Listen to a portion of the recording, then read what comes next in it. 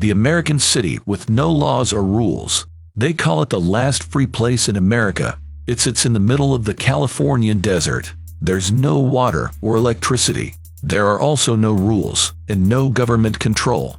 This place is completely off the grid. Welcome to Slab City, California. Slab City is more of a camp than a city. Technically, it's an unincorporated community. It's spread over 640 acres of public land in Imperial County. Slab City, or the Slabs, began as a Marine Corps base. As Camp Dunlop, it reached its peak in the 1940s. The camp housed a laboratory for testing concrete in desert conditions. The camp was abandoned after World War II. Pretty soon, the first squatters moved in. They built makeshift homes out of the concrete slabs. Slab City kept growing. Hippies, nomads, and runaways found a home here. The community has come to resemble a real town. The streets, organized in a grid pattern, are named. There's a small library and a few eateries. Some dwellings can even be rented on Airbnb. At the entrance to the city is Salvation Mountain. It's a Technicolor installation by artist Leonard Knight. It brings in plenty of tourists. Most of them don't venture any farther, however. Life in the Sonoran Desert is not for the weak. There's no electricity, no running water, no sewers, no trash pickup.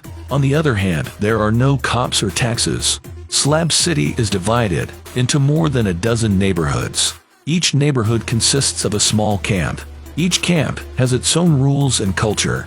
The residents all have nicknames, but they don't name themselves. The nicknames have to be earned. Slab City is not a communist utopia. It makes money from tourists, but its main source of income is snowbirds. A lot of transients come here to overwinter. In the summer, temperatures can rise to 120 degrees Fahrenheit. So the car population is just around 150 people. But in the winter, the place swells to a few thousand people. They are charged a monthly fee for food and amenities. The amenities are, for example, outdoor showers. A bigger population means bigger problems. Theft, drug abuse, and littering threaten the community. This has led to some curious arrangements. For example, there's a neighborhood called East Jesus. It's a typical slab SAR commune, except it's private. Local nonprofit, the Chasteris Foundation, bought the 30-acre plot in 2016. East Jesus' main attraction is an elaborate outdoor art museum. It's open to the public year-round. East Jesus is well organized. It's got a battery bank and a diesel generator.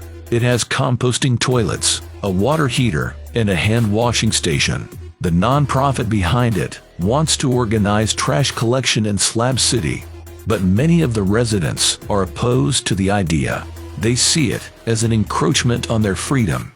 The slabs must resist gentrification. As one guy put it, the COVID-19 pandemic further tested the city's ideals. California tourism took a nosedive. This had economic ramifications for Slab City. Food and water suddenly became scarce.